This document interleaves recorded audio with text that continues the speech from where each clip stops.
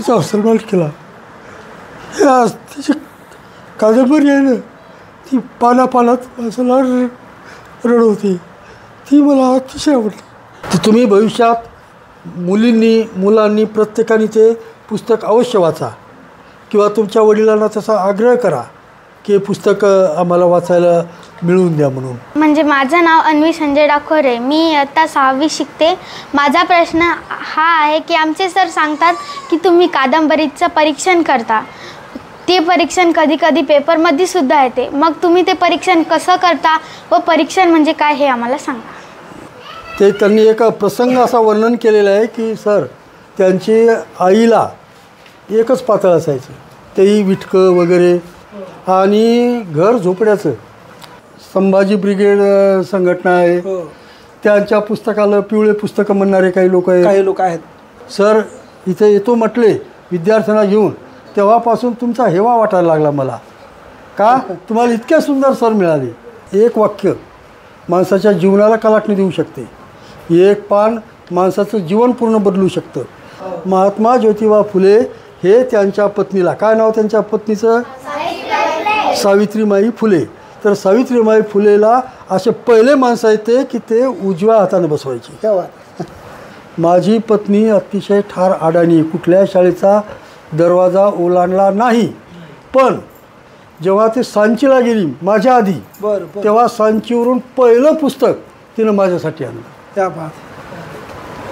Musale sir तर असे म्हणतात की सर तुमची पत्नी तुम्हाला भांडत नाही का, तुम्ही इतके पुस्तक खरेदी करता. मग घरात तुमच्या काही अडचणी येत असतील तर तुमची पत्नी तुम्हाला भांडत नाही का. पण ही जी ग्रंथसंपदा आहे याच्यावरच्या मला ज्या आवडलेले 60 ते 70 पुस्तकावर मी समीक्षण लिहिलेलं आहे. ते सरच आहेत बाहेर.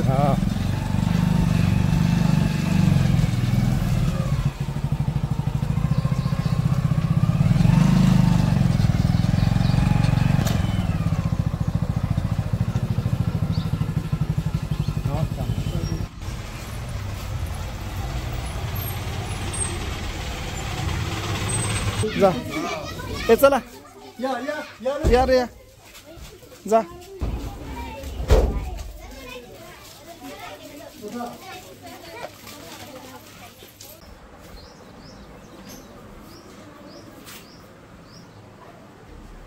नमस्कार मित्रांनो, आज आम्ही आलेले आहोत वाशिम जिल्ह्यातील रिसोड तालुक्यातील व्याड या गावी एका मोठ्या आणि महान व्यक्तीला भेटण्यासाठी. वाशिम जिल्ह्यातील सगळ्यात मोठ्या वाचकाच्या घरी अर्थात भास्कर गायकवाड सरांकडे आम्ही आलेले आहोत. भास्कर सरांची तुम्हाला ग्रंथसंपदा, भास्कर सरांबद्दल माहिती आणि भास्कर सरांबद्दल त्यांच्या ग्रंथसंपदा असेल, त्यांचं वाचन असेल, त्यांचं वैयक्तिक आयुष्य असेल, त्यांचा शिक्षणाचा प्रवास असेल, या सगळ्या गोष्टीची आम्ही इथे इत्थंभूत चर्चा करण्यासाठी आलेले आहोत. माझ्यासोबत आहेत हे आमचे जिल्हा परिषद वरिष्ठ प्राथमिक केंद्र शाळा मोहोजाचे 5वी 6वी 7वीचे विद्यार्थी. त्यानंतर पालकसुद्धा आहेत. यांचं नाव आहे लक्ष्मणराव सरनाईक. त्यानंतर आमचे कर्तव्यदक्ष मुख्याध्यापक विजय देशमुख सर. त्यानंतर अजून एक पालक आहेत. त्याचबरोबर महत्त्वाचं म्हणजे आमच्यासमोर जी ही जी जोडी बसलेली आहे, या जोडीकडून आम्ही प्रेरणा घेण्यासाठी आलेले आहोत. तर भास्कर गायकवाड सर, त्यानंतर शोभा भास्कर गायकवाड, हे जे दोघं आहेत, या दोघांकडून आम्ही विशेष प्रेरणा घेण्यासाठी आलेलो आहोत. त्याचबरोबर सरांचे चिरंजीवसुद्धा आहेत. आपण सर्वजण येथे पुढील 1 तास बसणार आहोत. या 1 तासामध्ये सरांचा प्रवास, आपल्याला त्याच्यामधून काय घेता येईल, या सगळ्या गोष्टीची आपण इत्थंभूत चर्चा करणार आहोत. तर आता वाशिम जिल्ह्यातीलच नव्हे तर मला असं माझ्या नॉलेजनुसार, माझ्या माहितीनुसार महाराष्ट्रातील सगळ्यात मोठे ते वाचक आहेत. आपण अनेक वेळा लेखक वगैरे पाहिलेले आहेत, पण वाचक माझ्या आयुष्यात तरी मी भास्कर गायकवाड सरांच्या रूपाने पहिल्यांदाच पाहिले. तर पहिल्यांदा आपण काय करूया, सरांचा परिचय तुम्हाला मी देतो. बरोबर. सरांचं पूर्ण नाव आहे भास्कर सखाराम गायकवाड. त्यांच्या सुविद्य पत्नीचं नाव आहे सौ शोभा भास्कर गायकवाड. सरांचं शिक्षण 1ली ते 7वी जिल्हा परिषद वरिष्ठ प्राथमिक शाळा व्याड म्हणजे येथेच झालेलं आहे. 8वी ते 10वी कोयाळी बुद्रुक पंडित नेहरू विद्यालय कवठा चिखली अशा 2 ठिकाणी 8वी ते 10वी शिक्षण झालेलं आहे. 11वी ते एम एपर्यंत डॉक्टर बाबासाहेब आंबेडकर महाविद्यालय औरंगाबाद अर्थात आताचं संभाजीनगर येथे झालं. सरांचं मराठीमध्ये एम ए झालेलं आहे. एम ए मराठवाडा विद्यापीठ औरंगाबाद येथे त्यांचं एम ए झालेलं आहे. अध्यापन म्हणजेच शिकवलं सरांनी 1984 ते 2015 माध्यमिक शिक्षक म्हणून सर होते. त्यानंतर 5 वर्ष प्राचार्य म्हणून सेवा दिली. असे एकूण 31 वर्ष सरांचे सेवेत गेलेले आहेत. सगळ्यात महत्त्वाचं म्हणजे गर्वाची गोष्ट अशी की पुण्याच्या प्रकाशनाकडून 2019ला महाराष्ट्रातील सर्वोत्कृष्ट वाचक पुरस्कार, म्हणा माझ्यासोबत कोणता, सर्वोत्कृष्ट, महाराष्ट्रातील सर्वोत्कृष्ट वाचकाचा पुरस्कार सरांना मिळालेला आहे. त्यानंतर लेणी अभ्यासक म्हणूनही सरांची खूप मोठी ओळख आहे. लेण्या पाहिल्या होत्या आपण वेरूळला गेलो होतो. आणि तसंच सरांसोबत आता आम्ही काही दिवसात अजिंठ्याला जाणार आहोत. त्यानंतर हे जे तुम्हाला दिसत आहे ही 10 लाख रुपयाची ग्रंथसंपदा आहे. किती रुपयाची? वैयक्तिक ग्रंथसंपदा 10 लाख रुपयांची आहे. आणि दररोज सर अजूनही किमान 3 ते 4 तास वाचन करतात. किती तास वाचन करतात? 3 ते 4 तास. सरांचं सेवानिवृत्ती झाली, आता आपण शाळेत आहोत तरी पण आपण 3 ते 4 तास करतो की नाही करत हे आपल्या डोक्याला विचारा, आपल्या मनाला विचारा. त्यानंतर सरांचं 60 ते 70 कथा, कादंबरी, काव्यसंग्रह यावर समीक्षण सरांनी केलेलं आहे. किती? 60 ते 70 कथा, कादंबरी आणि काव्यसंग्रहाचं समीक्षण केलेलं आहे. अनेक वर्तमानपत्रात, पुस्तकात प्रसिद्धी आहे सरांची. विशेषतः आदरणीय बाबाराव मुसळे सरांच्या सर्वच पुस्तकाचे परीक्षण, त्यांच्यावर चाकोली हे सुद्धा निघालं होतं. त्या पुस्तकात किमान 5 परीक्षण समाविष्ट आहेत. बाबाराव मुसळे आपण त्यांच्याकडे 4 दिवसापूर्वी जाऊन आलेले आहोत. म्हणजे वाशिम जिल्ह्यातले सगळ्यात मोठे लेखक आणि वाशिम जिल्ह्यातले सगळ्यात मोठे वाचक असे दोनही महान व्यक्तिमत्वाकडे आपण आज आलेले आहोत. बरोबर. आता थोडंसं सरांची गप्पा करूया, आपण सरांबद्दल जाणून घेऊया. या सगळ्या गोष्टीची आता आपण इत्थंभूत चर्चा करणार आहोत. तर चर्चा करायची आवडते ना? तर आपण सरांशी याच्या पुढे आता बोलायला सुरुवात करूया. सरांची ग्रंथसंपदा आहे, मी तुम्हाला एकदम क्लोज दाखवतो. त्यानंतर ही 10 लाख रुपयाची ग्रंथसंपदा स्वतः विकत घेऊन वाचलेली आहे. आणि याच्यामधलं एकही पुस्तक असं नाही की त्यांनी ते वाचलेलं नाही, आणून ठेवलं म्हणून. अनेकांची फॅशन असते की खूप मोठे पुस्तकं आणायचे आणि आपल्या टेबलवर मस्त सजवून ठेवायचे. पुस्तक हे वाचण्यासाठी असते, हे सरांच्याकडून आपल्याला शिकायला हवं. जे तुमच्याकडे असतील, तुमच्या मनात जर काही प्रश्न असतील तर सरांना विचारायचं.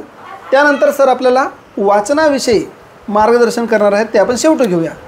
तर कोणाला प्रश्न विचारायचा आहे का? विचारा. कोण विचारणार? उभे राहा. माझं नाव मयुरी सुभाष कडणे आहे. मी इयत्ता 7वीत शिकते.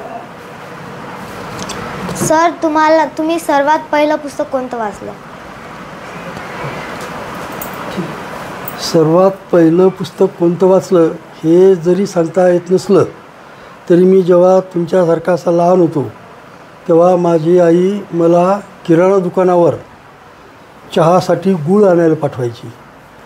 मग त्या गुळासोबत जो आलेला कागद असेल तो कागद मी वाचायचो.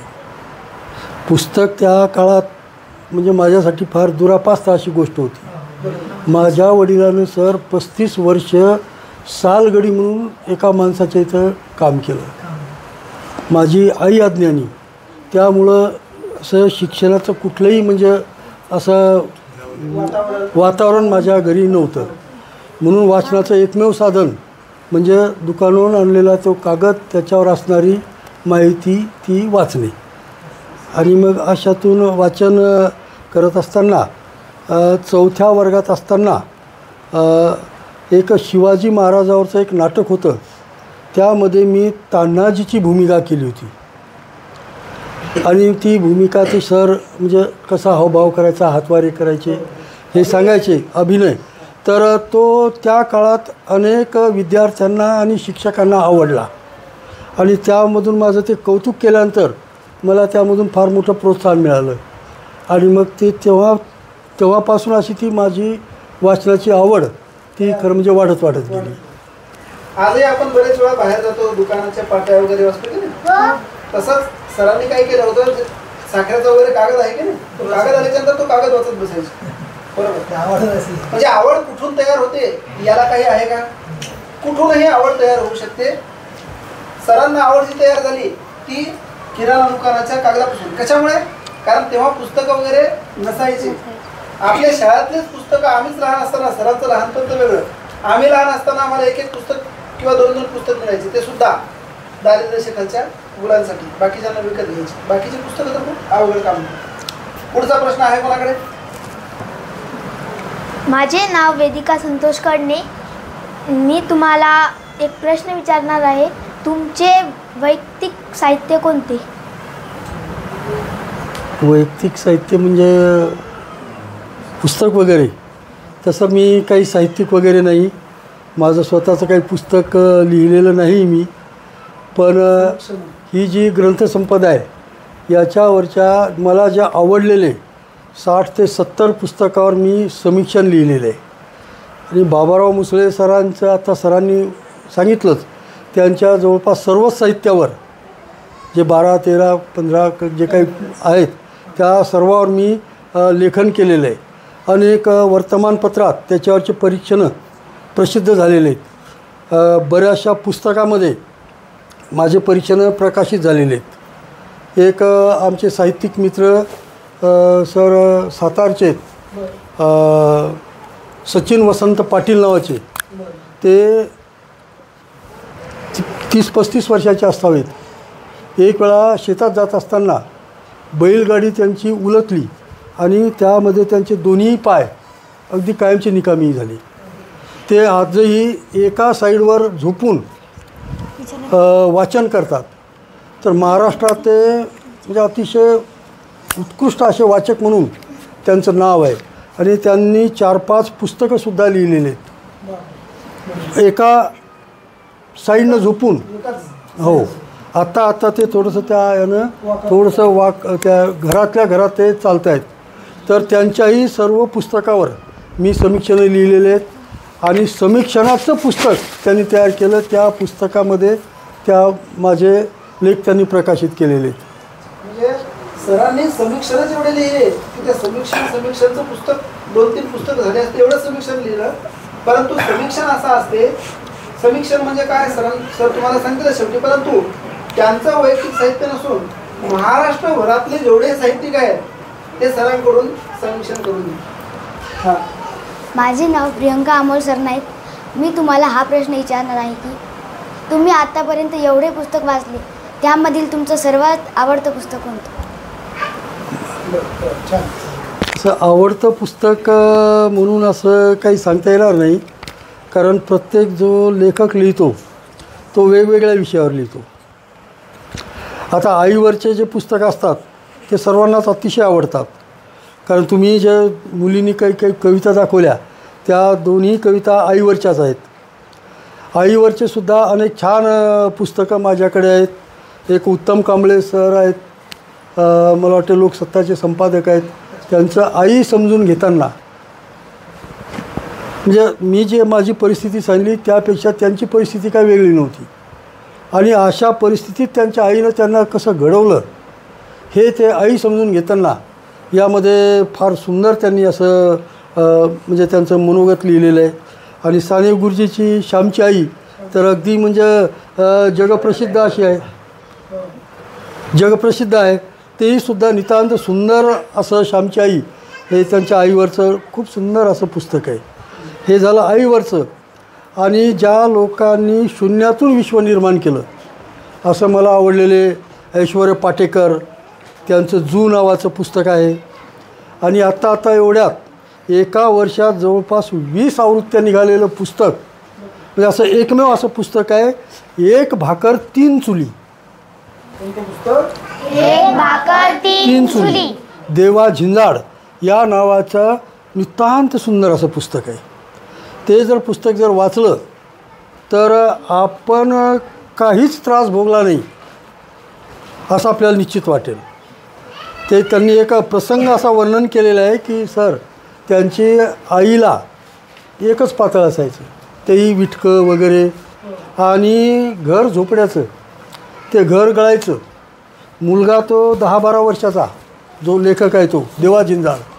तर ती आई ते एकच अर्ध लुगडं कापून ते नेसायची आणि ती झोपायची, आणि त्याच्या शेजारी तो मुलगा झोपायचा, खाली सगळी ओल. अशा परिस्थितीतून त्या आईनं जिद्दीनं त्या मुलाला शिकवलं. आणि त्या आईला शेतावर बांधावर काम करायला जायचं. तर एका गावात रात्रीच्या वेळी ती आई पोचली, तिला कोणीही आसरा दिला नाही. पण एका मुस्लिम समाजानं तिला आसरा दिला. दुसऱ्या दिवशी म्हणजे साडीचोळी घेऊन तिचा सन्मान केला. हे आज तिची कादंबरी आहे ना, ती पानापानात माणसाला रडवते. ती मला अतिशय आवडली. असं एकही पान नाही त्या पुस्तकात की माणूस रडणार नाही. इतकं नितांत सुंदर पुस्तक आहे बघा ते. तर तुम्ही भविष्यात मुलांनी प्रत्येकाने ते पुस्तक अवश्य वाचा, किंवा तुमच्या वडिलांना तसा आग्रह करा की हे पुस्तक आम्हाला वाचायला मिळवून द्या म्हणून. एक भाकर तीन चुली. हे पुस्तक अवश्य वाचायचं.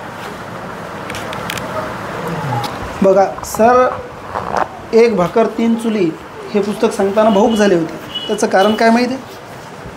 कारण कष्टातून शून्यातून वर येणं आणि त्या वाचकाच्या ते जे त्या पुस्तकातील जे पात्र आहे त्या पात्राचं दुःख समजून घेणं. त्या पात्राचं जोपर्यंत आपण दुःख समजून घेत नाही, जोपर्यंत आपण ते आपल्या हृदयाला लावत नाही, तोपर्यंत आपण भावूक होत नाही. सरांचं जे आहे, सरांचं वाचन त्या लेवलपर्यंत त्यांनी पोहोचवलेलं आहे, गेलेले आहेत ते. आणि त्यामुळे सरांचं भावूक झालेला आपल्याला चेहरा दिसला. त्याचं कारण काय रे, की एखादी व्यक्ती आहे, त्या व्यक्तीची किती हाल असावे, किती हाल व्हावे. आपण जे आहोत, आपण खूप चांगले आहोत. सरांचं म्हणणं काय होतं, आपण खूप चांगले आहोत, आपले काहीही हाल झाले नाही. एवढे हाल झालेली व्यक्तीसुद्धा या विश्वामध्ये झगडत राहते. आणि त्या पुस्तकातील प्रत्येक पान, प्रत्येक शब्द हे वाचण्यासारखं आहे असं सरांनी आपल्याला सांगितलं. आपण नक्की ते पुस्तक वाचूया. त्यानंतर अजून कोणाला प्रश्न विचारायचा सरांना? म्हणजे माझं नाव अन्वी संजय डाखोरे, मी इयत्ता 6वी शिकते. माझा प्रश्न हा आहे की आमचे सर सांगतात की तुम्ही कादंबरीचं परीक्षण करता. ते परीक्षण कधी कधी पेपरमध्ये सुद्धा येते. मग तुम्ही ते परीक्षण कसं करता व परीक्षण म्हणजे काय हे आम्हाला सांगा. मी जेव्हा एखादं पुस्तक वाचायला घेतो तेव्हा माझं पूर्ण लक्ष त्या पुस्तकात असते. आणि ज्या काही महत्त्वाच्या नोंदी असतात ते मी माझ्यासोबत एक लेटर ठेवून त्याच्यावर त्या नोंदी घेतो. आणि त्या नोंदी पूर्ण वाचत असताना मग त्यामध्ये जो आपला जो विदर्भ आहे, वऱ्हाड आहे, त्यामधले काही वऱ्हाडी शब्द असतात, काही वाक्प्रचार आणि म्हणी असतात. मग वाक्प्रचार आणि म्हणी एका पानावर, वऱ्हाडी शब्द एका पानावर. त्यातले काही महत्त्वाचे वाक्य असतात की जे माणसाच्या जीवनाला कलाटणी देऊ शकतात. एक वाक्य माणसाच्या जीवनाला कलाटणी देऊ शकते. एक पान माणसाचं जीवन पूर्ण बदलू शकतं. असे जे काही वाक्य असतात त्या वाक्याची नोंद करतो.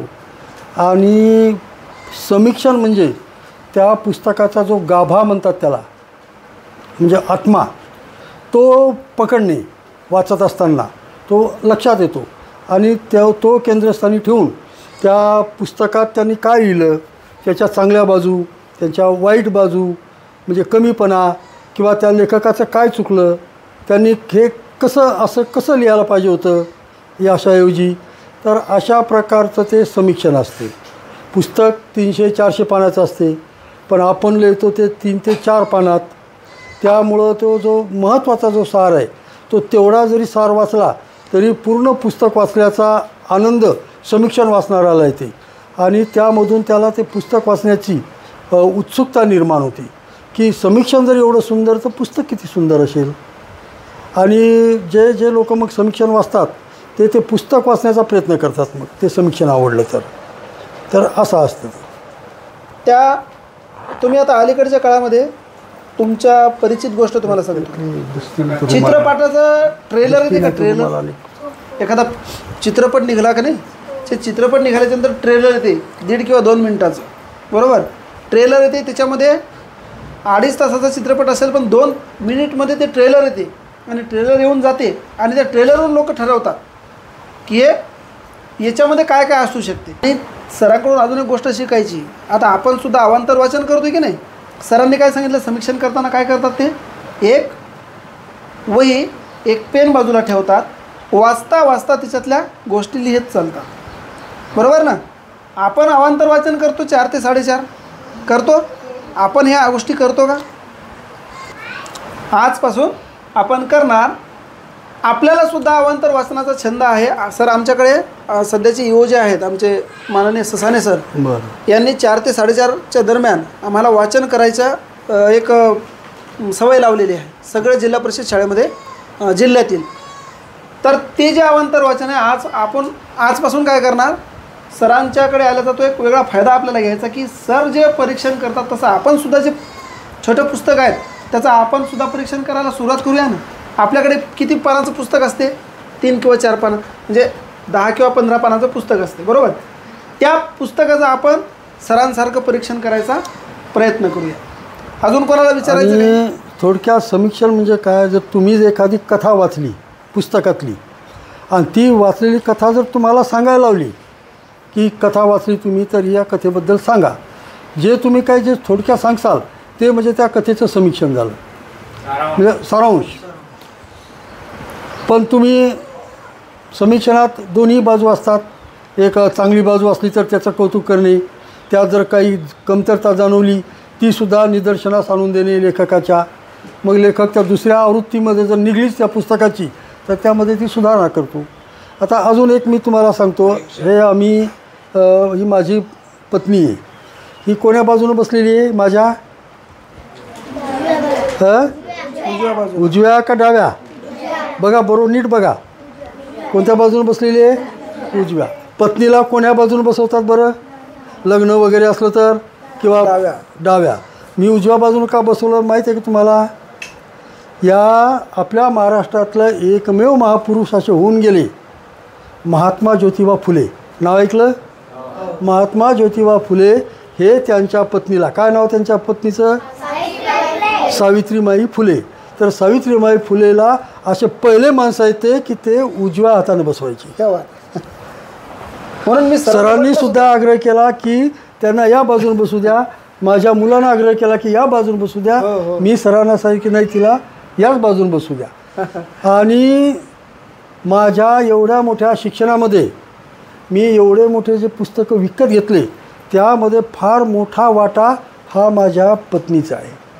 या माझ्या पत्नीनं स्वतः शेतात काम करून, मी 11वीला असताना सर माझं लग्न झालं, बापरे 11वीला असताना, आणि त्यानंतर मी MA BEdपर्यंत शिक्षण घेतलं. त्या माझ्या शिक्षणामध्ये रोजंदारीनं कामं करून माझी पत्नी, माझी आई, वडील यांचा फार मोठा वाटा आहे. यांनी अतिशय माझ्यासाठी अपार कष्ट उपसले, त्यामुळं मी एवढं शिकू शकलो. मुसळे सर तर असे म्हणतात की सर तुमची पत्नी तुम्हाला भांडत नाही का, तुम्ही इतके पुस्तक खरेदी करता, मग घरात तुमच्या काही अडचणी येत असतील तर तुमची पत्नी तुम्हाला भांडत नाही का. तर असं आतापर्यंत झालेलं नाही. माझी पत्नी अतिशय ठार अडाणी, कुठल्या शाळेचा दरवाजा ओलांडला नाही. पण जेव्हा ती सांचीला गेली माझ्या आधी, तेव्हा सांचीवरून पहिलं पुस्तक तिनं माझ्यासाठी आणलं. तर असा म्हणून मला माझ्या पत्नीचा खूप मोठा असा अभिमान वाटतो. म्हणजे पहिलं पुस्तक माझ्या पत्नीनं माझ्यासाठी आणलं. क्या बात आहे. किती छान गोष्ट आहे. म्हणजे काकूने पहिलं पुस्तक सरांना भेट दिलं. केकतुमऱ्याला असताना, म्हणजे नोकरीवर वाशिमहून येत असताना, म्हणजे माझी पत्नी जर घरून केकतुमऱ्याला जर येत असेल तर बस स्टँडवर लोकमतचं नाव तिच्या तोंडपाठ झालं. कारण त्या काळात पेपर वगैरे काही असे घरपोच यायचे नाही. मीच वाशिमला गेलो तर पेपर वगैरे घेऊन यायचो, तर ते पेपरचं नुसतं नाव, त्याचा सिम्बॉल बघून हे माझी पत्नी माझ्यासाठी पेपर घेऊन यायची येताना. म्हणजे माझ्या शिक्षणात फार मोठा वाटा किंवा माझ्या ज्ञानात जी काही थोडीशी फार भर पडली, ती भर पडण्यामध्ये माझ्या पत्नीचा फार मोठा वाटा आहे.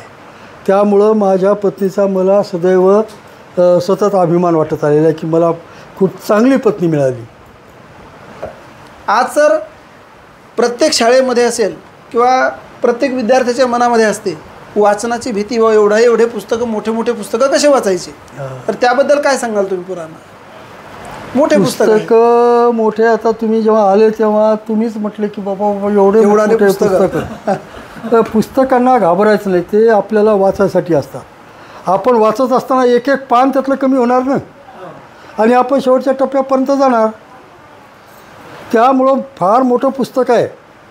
हा प्रश्न जसा तुम्हाला पडला तसा 1 जानेवारीला आपल्या जिल्हा ग्रंथालयामध्ये माझं एक व्याख्यान होतं पुस्तकावर. नाही, आपलं जिल्हा ग्रंथालय कलेक्टर ऑफिसच्या जवळचं.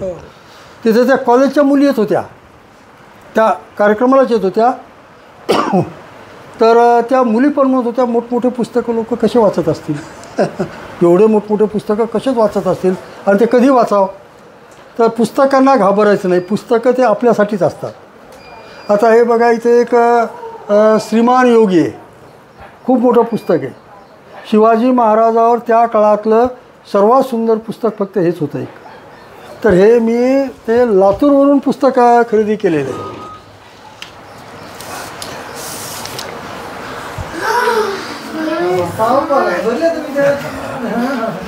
तर 3 दिवस 4 दिवस असे पुस्तकाला जर लागले, गेला आमचं पुणे या इथून हे पुस्तक घेतलेले. मी हे जे माझे मुलं, लहान लहान मुलं असताना तुमच्यासारखे, यांनी किंवा आपले बाबा बाहेर गेले तर आपल्यासाठी काहीतरी खाऊ आणतील, ही अपेक्षा त्यांनी कधी केलीच नाही, कारण मी कधी आणलाच नाही. मी आणले तर फक्त पुस्तकच. कुठेही गेलो बाहेरगावी तरी मी पुस्तकच आणायचो, आणि या पुस्तकाबद्दल माझ्या घरातल्या कोणीही तक्रार केलेली नाही. आणि वाचक म्हणून माझ्याकडे सर्वच प्रकारचं साहित्य आहे. ते इथं तुकाराम महाराजाची गाथा आहे, अण्णाभाऊ साठेची आहे, संत ज्ञानेश्वरी आहे, चांगलं त्या महाराजांचं नाव ज्ञानेश्वरावरची जे चांगली प्रमाण मानल्या जाते,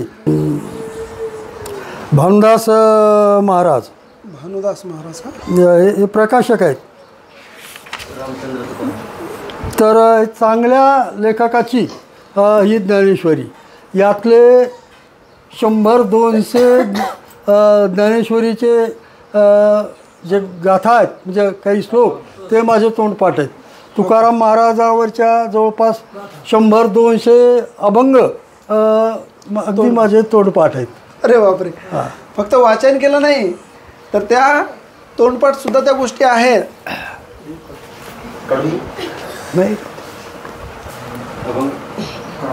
मराठी व्याकरण पण खूप चांगलं आहे. असे मी पुस्तकांना कधी घाबरत नाही, असं का. मी हे सर्व वाचत असतो, आणि याच्या नोंदी मला सांगितल्या. तर पुस्तकांना घाबरायचं नाही, आपण वाचत राहा, पुस्तकं तुमच्याकडे चालत येतील. कधी तुम्ही याच्या आधी इकडे सर, आपण आज आलो सरांकडे यायच्या आधी कधी एवढाले पुस्तक पाहिले होते का रे, मोठे मोठे? आता हे तुम्हाला सगळ्यात शेवटी हातात घेऊन सुद्धा पाहायचे. हे पहा कसं वाटते, असा मोठा गट्टू हातात घेतल्यासारखं वाटते की. परंतु हे सरांनी वाचलेले आहेत, वाचायचे सुद्धा आहेत. आता सर अजून माझ्याही मनात प्रश्न असा आहे, हे तुमचे झाले का प्रश्न, की या लिखाणामध्ये हे डावे उजवे हे जे असतात, याबद्दल आम्हाला थोडंसं सांगा की डावे उजवे हे काय असते. हे लेखक लोक हां जे आहेत यांचे पण ग्रुप आहेत. अच्छा, कंपू आहेत. बरं. तुम्ही जर मला आवडत नसला हो. तर मी तुमचं पुस्तक वाचणार नाही, तुमच्या पुस्तकावर लेखन करणार नाही. असं असं. आणि मग आता डावे उजवे आता एक संभाजी ब्रिगेड संघटना आहे. हो. त्यांच्या पुस्तकाला पिवळे पुस्तकं म्हणणारे काही लोक आहेत. काही लोक आहेत. की हे बा ब्राह्मणावरच भयंकर टीका करणारे आहेत. बरोबर. आणि मग हे लोकांनी असे एक गट पाडलेले आहेत. पण असं काहीही नाही. या मराठा सेवा संघाने सुद्धा काही चांगले लेखक दिलेले आहेत, समीक्षण करणारे दिलेले आहेत. बरोबर. आता आमचे सर आहेत ते ब्राह्मण आहेत, भयंकर ब्राह्मणावर लोक टीका करणार आहेत. हो. पण ब्राह्मणाकडून काही चांगले गुणसुद्धा घेण्यासारखे आहेत. हे लोक ते विसरत आहेत. कुठलीही गोष्ट जगातली 100% नकारात्मक नसतेच. काही आपण जे असतील ना काही वाईटही असतील, हो. आपण ते त्यांना दुर्लक्ष करायचं. पण चांगले गुण घ्यायला काय हरकत आहे. आणि सरांना सांगतो की मला अगदी शालेय जीवनापासून ब्राह्मण लोकांचे सगळ्यात जास्त संबंध आले आणि त्यांच्यामुळं पण माझ्या जीवनात बराचसा बदल झाला. नव्या 10व्या वर्गापर्यंत एक जोशी नावाचे एक पारडी तिखेचे एक माझे विद्यार्थी मित्र होते. कॉलेजला गेल्यानंतर एक कुलकर्णी नावाचे 11वी ते MA पर्यंत मला एक म्हणजे सहकारी मित्र होते. ते उदगीरकडचे होते ते. आणि शाळेत तर गजानन जोशी नावाचे खूप छान माझे सगळ्यात जवळचे आणि चांगले मित्र गजानन जोशी शेवटपर्यंत होते. यांच्या वेटाळात मी 7 वर्ष राहिलो ब्राह्मणाच्या मध्यभागी. पण मला त्यांच्याकडून असा कुठलाही असा जाणवलं नाही. यांचे बंधू होते डॉक्टर भैया देशमुख. ते म्हणजे आमचे फॅमिलीच डॉक्टर होते. महाभारत मालिका सुरू असताना त्यावेळी 4 ते 5च फक्त टीव्ह्या गावात होत्या. हो हो. पण त्या डॉक्टरांच्या घरी माझ्यासाठी स्पेशल खुर्ची असायची. चिकार गर्दी असं म्हणजे उभं राहायला जागा नाही. पण माझ्या त्या खुर्चीवर त्यांच्या घरचे पण कोणी बसायचे. अरे सरांसाठी खुर्ची. सर अतिशय जाणकार आहेत महाभारताचे. ते सगळे दाटीवाटीत कुठेतरी बसायचे. पण माझ्यासाठी ते खुर्ची राखून ठेवायचे. म्हणजे इतकं प्रेम, इतकी आपुलकी. आणि यांचाच एक भाऊ आहे संदीप देशमुख नावाचा शिक्षकच आहे तो. तो माझा सगळ्यात लाडका विद्यार्थी होता. हे असे जे विद्यार्थी आहेत ना सर, तर मी जोपर्यंत एकटा होतो तोपर्यंत माझ्या एवढ्या खोलीत विद्यार्थी मावायचे नाही. ते झोपायला माझ्याकडेच यायचे. कधी कधी त्याच्या घरचे डबे घेऊन माझ्याकडेच यायचे. मग सोबतच जेवण करायचे आणि झोपायचं. सकाळी 4 वाजता मी उठायचो, त्यांना उठून अभ्यासाला लावायचो त्या विद्यार्थ्यांना. त्यामुळं त्यांनाही गोडी लागली. आजही असे काही विद्यार्थी आहेत की मला पाहिल्याबरोबर त्यांच्या भावना अगदी उचमळून येतात. म्हणजे संदीप देशमुखसारखे असे अनेक विद्यार्थी आहेत. पाटली चौकात जरी भेटलो तरी माझं पाया पडतात ते की सर तुमच्यामुळं आम्ही. आणि हीच खरी म्हणजे आपली कमाई आहे. बाकी काही नाही. कोणाकडे इस्टेट कितीही असेल, काही असेल, तुम्ही इस्टेटीवाल्याकडे जर गेले नाही, पण माझ्या पुस्तका माझ्याकडे असल्यामुळं तुम्ही एवढे लोक माझ्याकडे आले. बरोबर. हे माझं भाग्य समजतं. पुस्तकं खरी संपत्ती आहे. खरी संपत्ती. आणि सर तुमच्या वाचनातून अजून एक गोष्ट जाणवते किंवा समीक्षणातून किंवा परीक्षणातून की तुम्ही स्पेशालिटी नाही ठेवली स्वतःची. म्हणजे की कुठलंही साहित्य असेल ते साहित्य पाहिलेलं आहे. अनेक जण असं पाहतो आपण की जे आपण आधी विषय झाला डावं उजवं किंवा विशिष्ट एकाच समाजाचे किंवा एकाच महापुरुषाचे किंवा एकाच लेखकाचे असं तुमच्यामध्ये मला, कारण मी तुम्हाला जवळपास 5-1 वर्षापासून पाहतो फेसबुकवर वगैरे, तर तुमच्याकडे ती नाही. तुमच्याकडे फार मोठा व्ह्यू मला दिसला की प्रत्येक पुस्तक, आता इथे आम्ही पाहिलं या ग्रंथामध्ये असा एकही नाही की त्याच्यात ग्रंथ नसेल किंवा पुस्तक नाही म्हणून. तर ही जी पिढी आहे ही सध्या तयार व्हायला पाहिजे. पण अलीकडच्या काळामध्ये ह्या गोष्टी होऊन नाही राहिल्या त्याबद्दल खूप मोठी चिंता वाटते. कारण प्रत्येकजण काय करत आहे, स्वतःचा इतिहास उचलून मांडत आहे. आणि एखादी गोष्ट जर खोटी असेल, ती जर 15 वेळा 100 वेळा बोलल्या गेली तर ती पुढची पिढी खरी मानून जाते. तर या लेखनावर सुद्धा काहीतरी अंकुश असायला पाहिजे असं मला वाटतं. कारण प्रमाण जर नसेल तर ते लेखन व्हायला नाही पाहिजे. अलीकडच्या काळामध्ये प्रकाशन भरपूर वाढले. ज्याला वाटते ते प्रकाशन करून टाकते ते पुस्तक. परंतु त्याचं सत्य असत्य जे किमान इतिहासावर किंवा सत्य घटनेवर ज्या गोष्टी आहेत त्याच्यावर तरी किमान एखादी अभ्यास समिती असावी. जसं आता चित्रपटाला सेन्सॉर आहे, ते पूर्ण परीक्षण पाहायला जाते, त्याच्यानंतर ते आपल्याकडे चित्रपट येतो बाहेर, तसं पुस्तकासाठी सुद्धा असावं असं मला बरेच वेळा प्रत्येक वेळी वाटते. तर तुमचं काय मत आहे? तर जे असे चांगले नवीन लेखक आहेत, दर्जेदार लेखक आहेत, ते वाचल्यानंतर समीक्षणाच्या माध्यमातून त्यांना प्रसिद्धी मिळाली पाहिजेत. पण वाचक तुम्ही म्हणता तसे फार कमी झालेले आहेत. वाचक कमी झाले आणि समीक्षण लिहिणं हे अतिशय खडतर अशी काम आहे. सोपं नाही लिहिणं, हे सोपं नाही. चॅलेंज कारण 300-400 पानाचं पुस्तकाचं परीक्षण 4 ते 5 पानामध्ये मांडणं हे फार कौशल्याचं काम आहे. कौशल्याचं आणि बारकाईने वाचावं लागते ना ते पान, बारकाईनं वाचावं लागते, सर्व लक्ष केंद्रित करावं लागते. मी MA ला असताना कादंबरी समीक्षा हा माझा विषय असल्यामुळं मला ते जमलं. पण आता नवीन असं कुठलं लिहितो म्हटलं तर ते त्यांच्यासाठी थोडं अवघड आहे. पण प्रयत्नानं काही कठीण नाही. पण ज्या पुस्तकावर आपण समीक्षण लिहिलं त्या पुस्तकाला समीक्षणातून न्याय हा मिळाला पाहिजे. बरोबर. आणि मग लोक ते वाचतात. पण माझं असं निदर्शनास आलं की फार कमी लोक वाचतात, बाकी लोक नुसतंच लाईक करतात लेख बघितला की. हो, ही पण एक सध्या अलीकडे वाचनाचं, आता मी राजे वाकाटक वाचनालयातही जातो. काळमुंदळे तिथे आमचे. बरोबर. हो का? काळमुंदळे लायब्ररीयन. हो, लायब्ररीयन तिथे. चांगले.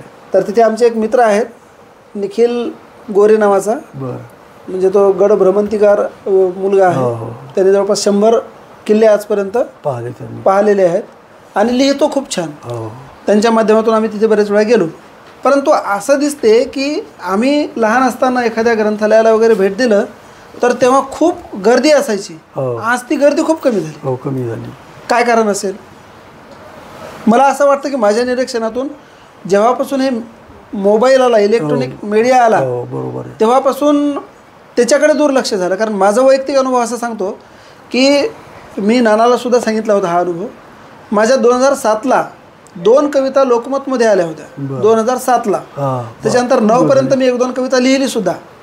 9ला अँड्रॉइड फोन घेतला आणि तेव्हापासून वाचन आणि लेखन एकदम कमी झालं. आणि जसं जसं ते मोबाईलची क्रांती होत गेली तसं तसं ते वाचन एकदम कमी होत गेलं. मग गरजेपुरतंच वाचणे, ज्या गोष्टी आपल्याला आवश्यक आहेत तेवढ्याच वाचणे, म्हणजे वाचक तयार होणे मला वाटतं या मोबाईलच्या, अँड्रॉइडच्या मोबाईलमुळेच कमी झालं असावं. आणि अगदी ते बरोबर आहे. ज्यांना पळवाटा शोधायचे असतात, वाचन न करणारे, ते म्हणतात की आम्ही गुगल करतो, गुगलवरून वाचू, आम्ही ते किंडलवरून वाचू. ते कशावरूनच वाचत नाहीत. बरोबर. आणि पुस्तक वाचण्याची मजा आहे ती मोबाईलवरून वाचण्यात मला तरी कधीच म्हणजे असे वाटलं नाही. आमचे एक मित्र आहेत तुमचे सारखेच आहेत, जिल्हा परिषदद्वारे पण PhD झालेले आहेत. कैलास दौंड नावाचे, नगर जिल्ह्यामध्ये ते. तर त्यांनी सांगितलं की सर मी ते मोबाईलवर पाठवतो PDF. म्हणलं सर मी PDF वरून पुस्तक वाचत नाही. जर तुम्हाला तुमच्याकडे उपलब्ध असेल तर मला पाठवा. तर ते मग माझी वैयक्तिक प्रत आहे. म्हणलं इच्छा नसेल तर नका पाठवू, पण ते PDF नाही वाचत मी. मला पुस्तकात जो आनंद मिळतो तो PDF मध्ये कधीच वाटत नाही. आणि मी आत्ता पण एकही पुस्तक सर PDF मधून वाचलं नाही. जे वाचलं ते असेच वाचलेले आहेत. आणि विद्यार्थ्यांनो मी तुम्हाला सांगतो, मी मोबाईल फारसा वापरत नाही. फार तर सकाळी अर्धा तास आणि संध्याकाळी अर्धा तास. म्हणजे फेसबुकवर काही आलं का साहित्यिकाचं, व्हॉट्सअपला काही टाकलं का, त्यानंतर TV तो संध्याकाळी फक्त अर्धा तास बातम्यापुरता मी बघतो, त्यानंतर बंद करतो. आणि मग माझं वाचन सुरू असतं. शेतात जरी गेलो, सरांनी मग सांगितलं की माझ्या त्या पोस्ट पाहिल्या असतील, निंबाचं झाड आहे शेतात, त्या निंबाच्या झाडाखाली बसून मी पुस्तकं वाचतो. माझ्या घरचे माणसं शेतात कामं करतात, मी पुस्तक वाचतो. जास्तीत जास्त वेळ पुस्तकांना देतो आणि लिखाणाला देतो. अशा काही लेखकांनी म्हणजे समीक्षा केलेली आहे की त्या लेखकांना मी कधी पाहिलं नाही, त्याच्या आधी त्यांचं नाव ऐकलं नाही, पण त्यांचं जर पुस्तक आलं चांगलं तर त्या पुस्तकावर मी सुद्धा परीक्षण केलेलं आहे. मग परीक्षण केल्यानंतर त्यांच्याकडे जेव्हा ते पोचल तेव्हा त्यांची माझी ओळख मग फेसबुकच्या माध्यमातून झालेली. म्हणजे लेखकामध्ये असा काही भेदभाव करणारा मी नाही. मुसळे सर ते माझं अतिशय प्रेरणा स्थान आहे ते. मुसळे सर म्हणजे सर भेटले की माझा दिवस अगदी आनंदात जातो, प्रफुल्लित असतो मी. आणि प्रत्येक कार्यक्रमात मी असतो. काल परवासुद्धा त्यांची भेट झाली. ते तिथं पुस्तक आहे, त्या पुस्तकाचं प्रकाशन सोहळा होता. आणि सगळ्या लोकांना माहिती आहे की मी मुसळे सरांचा किती फॅन आहे. त्या संचालन करणाऱ्यांनीच बाबाराव मुसळे बरं का, बाबाराव मुसळे आपले तुम्ही जे गेले होते ते. तर सर उशिरा आले त्या कार्यक्रमाला. ते आले की लगेच संचालन करणाऱ्यानं त्यांचं माझं जोड लावून दिलं सत्कार करण्यासाठी की हीच जोडी योग्य आहे. एक सर्वोत्कृष्ट साहित्यिक आणि एक उत्कृष्ट वाचक. तेवढ्या मोठ्या कार्यक्रमात त्या सरांचा सत्कार करायला लावला मला. तर असं थोडंसं आहे. तुम्ही सरांच्या घरी पाहिले असतील, अनेक त्यांना पुरस्कार मिळाले त्याचे. ते काय ट्रॉफ्या वगैरे तुम्हाला इथं दिसणार नाही. पण इथं पुस्तकं ठेवायलाच जागा नाही. तुम्ही बघितलं असाल पुस्तकाच्या डोक्यावर पण काही पुस्तकं ठेवलेली आहेत. हां, आणि तुमच्या पाठीमागं सर त्याच्या पाठीमागं जो टेबल आहे त्याच्यावरसुद्धा 70-80 पुस्तकं म्हणजे इथं ठेवायला जागा नसल्यामुळं ते तिथं ठेवलेले आहेत. आणि म्हणून ज्या माझ्याकडे ट्रॉफ्या आहेत काही 5-25 त्या मी माझ्या तिकडे वर ठेवल्या. जागा नाही. म्हणजे ट्रॉफीपेक्षा महत्त्व कशाला दिलं सरांनी? पुस्तकं. ट्रॉफी आहे ठीक आहे, पण पुस्तक ह्या ट्रॉफीपेक्षा मोठं आहे. कारण ती ट्रॉफी कशामुळे आलेली आहे? पुस्तकामुळे आलेली आहे ना. त्याच्यामुळे आपण वाचन किती महत्त्वाचं आहे हे लक्षात ठेवा. बक्षिसापेक्षा महत्त्वाचं काय आहे? पुस्तक आहे. अजून विचारायचं तुम्हाला, काही बोलायचं आहे सरांना? विचारा, बोला काही. आणि मला विद्यार्थी खूप आवडतात बरं. माझ्या गावात हायस्कूल आहे, जिल्हा परिषद आहे. तर त्या जिल्हा परिषद शाळेमध्ये तज्ज्ञ शिक्षक म्हणजे जी कमिटी असते ना गावातली, ते तज्ज्ञ शिक्षक म्हणून मला त्या जिल्हा परिषदेच्या शाळेत घेतलेलं आहे. आणि मग काही जर कार्यक्रम असेल तर मी विद्यार्थ्यांना मार्गदर्शन करण्यासाठी बोलावलं तर मी जातो. हायस्कूलवर प्रत्येक कार्यक्रमासाठी मला बोलावतात. मी आत्ता एक तुम्ही इकडे येण्याच्या आधी माझ्या हायस्कूलला साने गुरुजीच्या गोड गोष्टी नावाचं पुस्तकाचा संच त्याही शाळेला भेट दिला विद्यार्थ्यांना वाचण्यासाठी.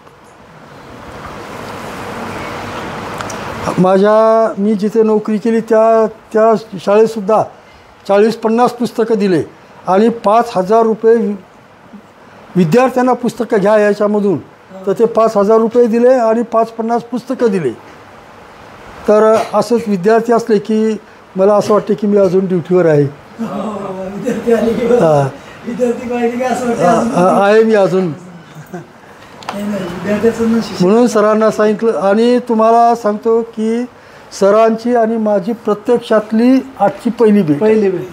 म्हणजे आता आपण एकमेकांना आम्ही प्रत्यक्ष बघितलं नाही. फेसबुकवरून खूप बघायचो, सरांचे व्हिडिओ ऐकायचो. तुम्हाला सर शिकवताना माझ्या मामाचं कोणतं गाणं येत आहे? हां,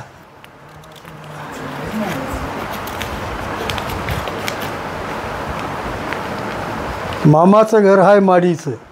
हे तुम्हाला सर अभिनय शिकवतात. अभिनय करून गुरुजी छडी नका मारूजी लागते हातावरी. आपण म्हटलेले गाणे ते. घंटा झाली टन टन टन टन. शाळा सुटली ढगाचं घरटं सोडून दूर. हे सरांनी शिकवतात ना. सर तुम्हाला खरं म्हणजे तुमचं फार मोठं भाग्य. म्हणून सर तुमच्या गावाला आणि तुमच्या शाळेला लाभले. सरासारखे शिक्षक जर माझ्या लहानपणी जर लाभले असे तर माझं जीवन कदाचित याच्यापेक्षा खूप वेगळंही झालं असतं. कारण त्यावेळी आम्हाला सर छड्या मारणारे जास्त होते. पण आताचं आनंददायी शिक्षण हे सराकडून तुम्हाला खूप छान मिळते. मी खरं म्हणजे तुमचा मला खूप हेवा वाटून राहिला. सर इथे येतो म्हटले विद्यार्थ्यांना घेऊन, तेव्हापासून तुमचा हेवा वाटायला लागला मला. का तुम्हाला इतके सुंदर सर मिळाले आणि ते आमच्या वाट्याला का आले नाही? आमच्या वाट्याला जर असे मुसळे सरासारखे सर जर आमच्या वाट्याला आले असते तर आमचं भाग्य याच्यापेक्षा खूप कुठंतरी चांगलं असतं. पण आम्ही जशी परिस्थिती असेल तशा परिस्थितीत आम्ही शिकलो घडलो. त्याही सरांना काही असा फार दोष देता येणार नाही, कारण त्यावेळी छडी लागे छमछम विद्या ही घमघम हा एक संकेत होता. छडी मारल्याशिवाय विद्यार्थी सुधरत नाही अशी त्यावेळची अवस्था होती. त्यामुळं शिक्षक ते तशा पद्धतीने वागले, दोष त्यांना देता येणार नाही. त्यामुळं आम्ही पण त्यांच्यामुळंच का होईना पण आम्ही घडलो.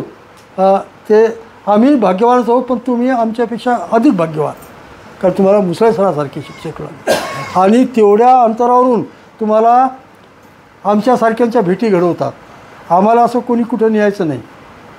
तशा परिस्थितीही नव्हत्या, शिक्षकाच्याही नव्हत्या, विद्यार्थ्यांच्याही नव्हत्या. आज समजा हे शिक्षक लोक तुमच्यासाठी ₹1000 रुपये खर्च करतात, त्यावेळी आमच्यासाठी रुपयासुद्धा खर्च करणारे शिक्षक नव्हते. पगारी शिक्षकांना आत्ता कळते की त्यावेळी काय असतील. काल परवा एक मुसळे सर सांगत होती की मला 200 का 300 रुपये पगार. मग असं परिस्थिती. आणि ते तर अतिशय श्रीमंत होते, 40 एकर जमीन होती म्हणतात त्यांच्याकडे. माझं कसं होतं सर, माझं म्हणजे पहिल्यापासून तुम्हाला भेटीसाठी याच्यासाठी आणायचं होतं की अलीकडच्या काळामध्ये मोबाईल असे वाढलेले आहेत की म्हणजे मुलं असे स्तब्ध नाही बसायला लागलेत, एवढी कंडिशन कठीण झालेली आहे. आणि अशा काळामध्ये एवढे मोठे वाचक आहेत आपल्याकडे आणि एक माणूस एवढे पुस्तकं वाचू शकते याच्यावर पहिल्यांदा यांचा डोळ्याचा विश्वास बसला पाहिजे की पुस्तकं एवढे एकच व्यक्ती वाचू शकता. आपण एकमेकांना चर्चा काय केली आल्या एवढे मोठे पुस्तक आयुष्यभर आपल्याला वाचणं होत नाही. परंतु सरांनी आयुष्याच्या आधीच म्हणजे आयुष्य अजून भरपूर बाकी, सरांचं 100 वर्ष जगणार आहेत सर, त्याचा विषय नाही. पण सरांच्या हयातीतच त्यांनी एवढे वाचले आणि अजून किती तास वाचत आहेत सर? 4 तास. रोज 4 तास वाचन करतात. म्हणजे म्हणून तुम्हाला दाखवण्यासाठी याच्यासाठी सर की एखादी गोष्ट अशी असते की आपल्याजवळ असते. आता ते मृग हरणाच्या पोटात कस्तुरी असते, त्यालाच माहीत नाही ना कस्तुरी आहे म्हणून. मग जसं आपल्याकडे एवढे मोठे व्यक्ती आहेत हे अनेकांना अजूनही माहीत नाही. अजूनही दुर्मिळ म्हणजे एखाद्या फक्त वाचनालयातच मोठ्या, जे सरकारी असेल ज्याला अनुदान आहे अशाच वाचनालयामध्ये ग्रंथ मिळतात. एवढे मोठे ग्रंथ वैयक्तिक वाचनालयामध्ये माझ्या आयुष्यामध्ये हयात कधीच पाहिले नाहीत. एवढं मोठं वाचनालय सरांचं वैयक्तिक आहे आणि हे वैयक्तिक वाचनालय आज तुम्ही एवढं जरी शिकले, एवढे मोठे पुस्तक एक व्यक्ती वाचू शकतो. म्हणजे एवढं जरी आपण शिकलो तरी आपण आजपासून वाचनाची सुरुवात करू शकतो. आणि सरांनी जी स्तुती केली त्याबद्दल सर खूप आभार. परंतु गोष्ट अशी आहे की आम्ही आमचं फक्त कर्तव्य करतात असं मी स्वतःला मानतो. कारण शिक्षकासारखी नोकरी मिळणं म्हणजे ईश्वराचे आभार आहे. बरोबर आहे. कारण एखादी गोष्ट घडवणे आणि तीसुद्धा जिवंत याच्यासारखं भाग्य दुसरं कुठलंच नसते. आणि आता तुम्हाला सरांच्या व्यक्तिमत्वातून काय जाणवलं बरं? काय आपण इथे आलो, सरांशी बोललं, तुम्हाला काय वाटलं? एखादी मुलगी अनुभव सांगू शकते? जे काय वाटलं ते सांगा थोडं. सरांनी काय सांगितलं? समीक्षणचा प्रश्न विचारला तो, बरोबर. एवढ्या मोठ्या पुस्तकाचं छोटंसं समीक्षण करतात 3-4 पानामध्ये, बरोबर. आपण एवढी मोठी भेट घेतली सरांची, तुम्हाला 4 वाक्य तर घ्यायला पाहिजे की नाही? तेच समीक्षण. आजच्या भेटीचं समीक्षणच करूया आपण. कोण करेल? काय वाटलं? सरांनी एवढे पुस्तकं वाचले, त्याच्यातले अर्धे जरी आपण वाचले तरी बरोबर वाचू शकतो. वाचले तर खूप झालं, ते जाऊ द्या. परंतु आपण आज काय शिकलो माहिती आहे का? सरांकडे एवढे मोठे पुस्तकं एक व्यक्ती जर वाचू शकतात तर आपण पुस्तकं अर्धे का होईना, याच्यातले 25% 20% का होईना आपण वाचू शकतो. म्हणजे शक्यता आपल्याला इथून आत्मविश्वास काय आला माहिती आहे का? की आपण पुस्तकं वाचू शकतो. एवढाले पुस्तकंसुद्धा वाचण्यासाठी असतात हे आपण आजच्या भेटीतून शिकत आहोत. मग एखादी गोष्ट करायची असेल तर त्यासाठी काय करावं लागते, मोठी गोष्ट जाऊन पाहावं लागते. तुम्हाला मोठ्या डोंगरावर जायचं असेल, चढायचं असेल तर काय करावं लागते, पहिल्यांदा पाहावं लागेल, रस्ता कुठे आहे त्याचा अभ्यास करावा लागेल, बरोबर. जाता येते की नाही जाता येते पाहावं लागेल. बरं त्या डोंगरावर कोण कोण जाऊन आलं ते पण एकदा पाहावं लागेल. मग ते बाकीचे जातात तर आपण जाऊ शकतो. तसा हा पुस्तकाचा डोंगर पाहायसाठी आपण येथे आलो आणि एवढ्या मोठ्या पुस्तकाचा पूर्ण डोंगर चढणारे आदरणीय भास्कर गायकवाड सर हे आपल्यापुढे ज्वलंत उदाहरण आहे की एवढ्या मोठ्या पुस्तकाचा डोंगरसुद्धा आपण चढू शकतो. म्हणजे सर चढू शकले की नाही. मग आपण पूर्णच्या पूर्ण डोंगराच्या माथ्यावर जरी नाही गेलो, अर्ध्यामध्ये तरी जाऊ, अर्ध्यामध्ये नाही गेलो थोडंसं 20% 30% भागात तरी जाऊ, परंतु जाऊ हा आत्मविश्वास घेऊन आपण इथून चाललो. म्हणजे एखादी गोष्ट करायची असेल तर त्याची सुरुवात होणं महत्त्वाची आहे. आणि सुरुवात करण्यासाठी सरांनीच तुम्हाला, तसं आपल्या शाळेतल्या गोष्टी तर आहेत पण हे शाळेची पुस्तकं आहेत. तुम्ही वैयक्तिक कोणी कोणी पुस्तकं विकत घेतली का, कोणी कोणी घेतली हात वर करा. हां उभी राहा. कोणतं पुस्तक वैयक्तिक विकत घेतलं आजपर्यंत? मी अग्निपंख. व्हेरी गुड, टाळ्या वाजवा तिच्यासाठी. अग्निपंख म्हणजे कोणतं, कोणाचं आहे, कोणाचं आहे? व्हेरी गुड, मोठ्यानं सांगा मग. अब्दुल कलाम. फक्त का, डॉक्टर नाहीत का? कलाम. त्याच्यानंतर अजून संस्कार घेतलेले आहेत ना.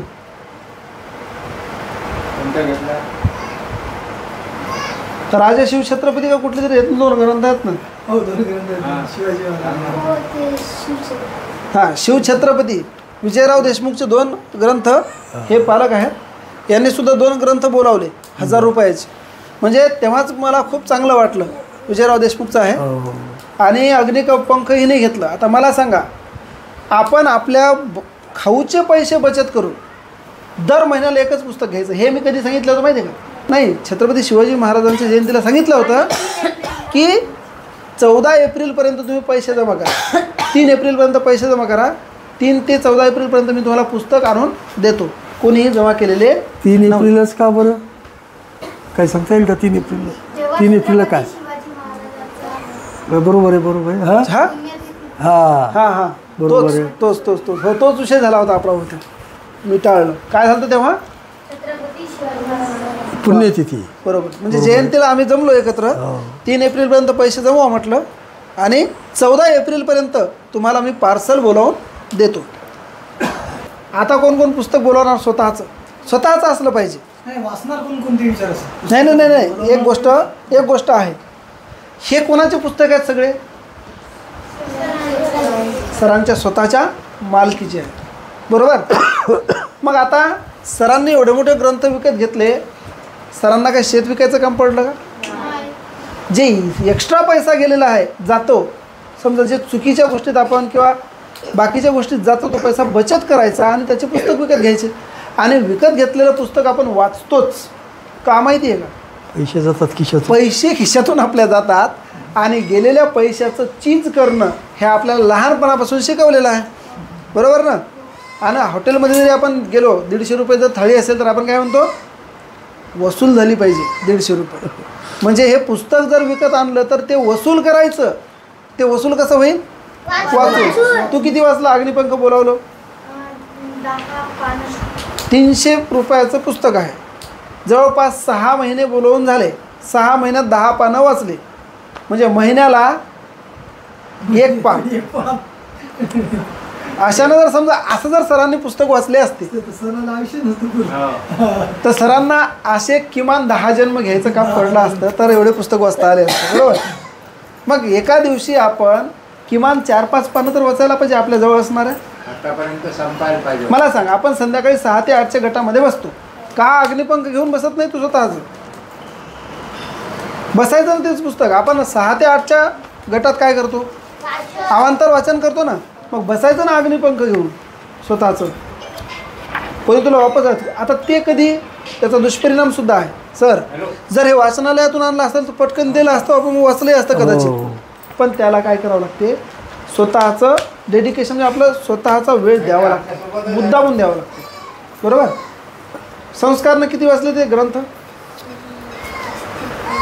पाहिले का असे हातात घेऊन पाहिले ना, वाचायचं एक पान तरी वाचायचं, पोथीसारखं वाचायचं. बरोबर. त्याच्यामुळे अजून सर तुम्हाला काय संदेश द्यावा वाटेल थोडक्यात मुलांना वाचनासाठी, वाचनाची सुरुवात कशी करावी यांनी? आता खूप पुस्तकं आहेत आमच्याकडे, यांना वाचायला आता लागेल किंवा वाचायला पाहिजे असा एखादा संदेश तुम्ही देऊ शकता? वाचायला जे असे काही गोष्टीचे पुस्तक आहेत, कथा वगैरे, तर या पुस्तकातून वाचनाची आवड निर्माण होती. आम्ही लहान असताना चांदोबा नावाचं मासिक यायचं. हो, चांदोबा.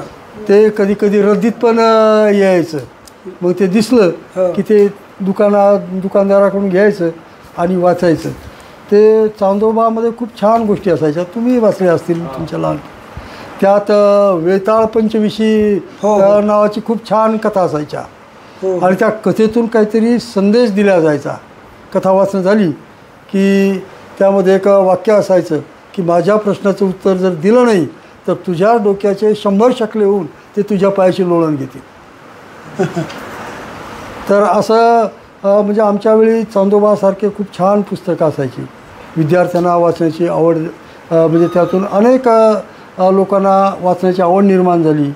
त्यानंतर 10व्या वर्गाच्या नंतर सर खरं म्हणजे अण्णाभाऊ साठेचं साहित्य इतकं सुंदर आहे, त्यांच्या कथा इतक्या सुंदर आहेत की प्रत्येक साहित्यिकानं त्या वाचल्याशिवाय ते साहित्यिकच होऊ शकले नाही. बरोबर. इतक्या सुंदर आहेत. आता माझ्याकडे अण्णाभाऊ साठेचं सर्व साहित्य आहे. ते सगळ्यात वर सगळ्या 1.5 दिवसाची शाळा, ते जवळपास त्यांच्या 70-72 सगळे पुस्तकं आहेत. ते तेवढेच्या तेवढे. आणि पुस्तक घेताना इतके प्रयास पडतात, काही पुस्तकं काही झालं तर मिळत नाही, त्याचा शोध घ्यावा लागतो. माझा एक मोठा मुलगा MAW करत होता, त्यांची सहल गेली आणि येताना पंढरपुराहून आली. तर पंढरपुराला एका पुस्तकालयात अण्णाभाऊ साठेचे 5-25 पुस्तकं दिसली त्याला. त्यानं लगेच फोन केला की अण्णाभाऊ साठेचे आहेत, घेऊ का?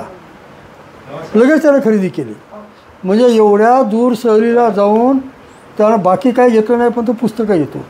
आणि माझ्या घरातल्या प्रत्येक माणसाला ही सवय आहे.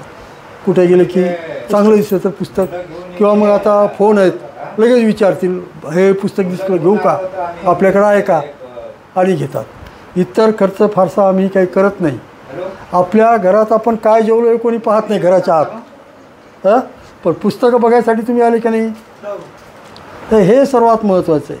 डॉक्टर बाबासाहेब आंबेडकरांनी एके ठिकाणी असं म्हटलेलं आहे की तुमच्याकडे जर 2 रुपये असतील तर त्यातलं 1 रुपयाचं पुस्तक घ्या आणि 1 रुपयात जेवण करा.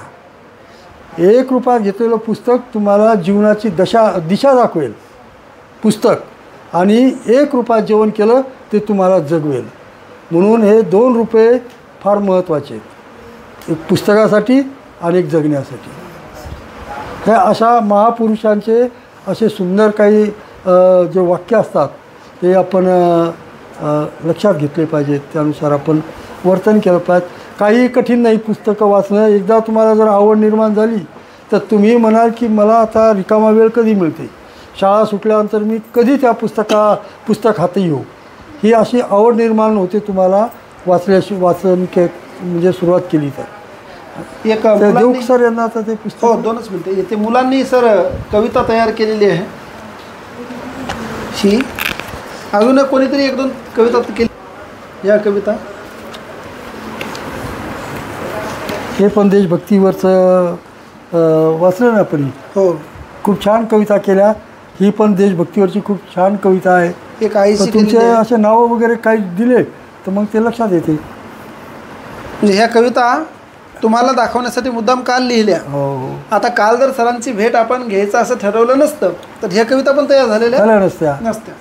म्हणजे आपण एखादी गोष्ट ठरवतो तेव्हा आपण ती गोष्ट करतो. म्हणजे आज भेट घ्यायची म्हणून आपण कविता लिहिली, परंतु आता 8 दिवसाला जर एक अशी कविता तुम्ही लिहिली तर काय सांगता येते, तुमच्याही पुस्तकाचं एखादं परीक्षण सरांकडे येऊ शकते. बरोबर की नाही? तुम्ही पुस्तक लिहू शकता? अवघड वाटते का खूप? नाही, अवघड नाही सर. आमच्याकडे एक जे हस्तलिखित आहे, बरं. मुलांनी कविता तयार केलेली, एक दिवस तुम्हाला मी मुद्दाम दाखवायला बरं घेऊन येईन. खूप छान कविता लिहिल्या मुलांनी. ते स्पायरल बाइंडिंग वगैरे करून आम्ही 26 जानेवारीच्या दिवशी मस्त प्रकाशनही केलं होतं त्याचं, बरं म्हणजे छान केंद्रप्रमुखाच्या हस्ते. तर ती तुम्हाला दाखवायला आणतो. तर बाकी तर सरांनी तुमच्यासाठी डोक्याला खाऊ आणलेला आहे. म्हणजे डोक्याचा खाऊ काय असेल? पुस्तक. Very good. डोक्याचा खाऊ काय असेल? पुस्तक. सरांना मी फोनवर बोललो होतो तेव्हा, सर तुमच्याकडे मी येणार आहे. सरांनी तो खाऊ बोलवून ठेवला तुमच्यासाठी. हो, ते सराकडे दे. सर त्यातून निवडतील वयानुसार, वर्गानुसार कोणत्या मुलाला कोणते द्यायचे. सर एकदा नजरेखालून घाला. ते पालकासाठी सुद्धा आणलेले आहेत.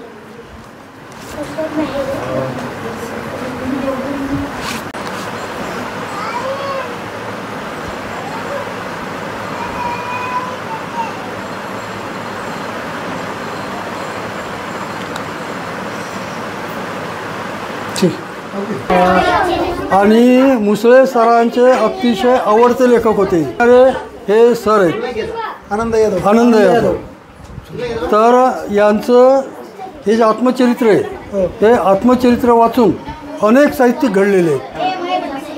तर हे तुम्हाला मी हे पुस्तक मी भेट देणार आहे. आणि माझी अशी इच्छा आहे की तुम्ही हे पूर्णपणे वाचावं. नाही, वाचतो मी. पण हे एवढंच एक पुस्तक वाचून संपत नाही.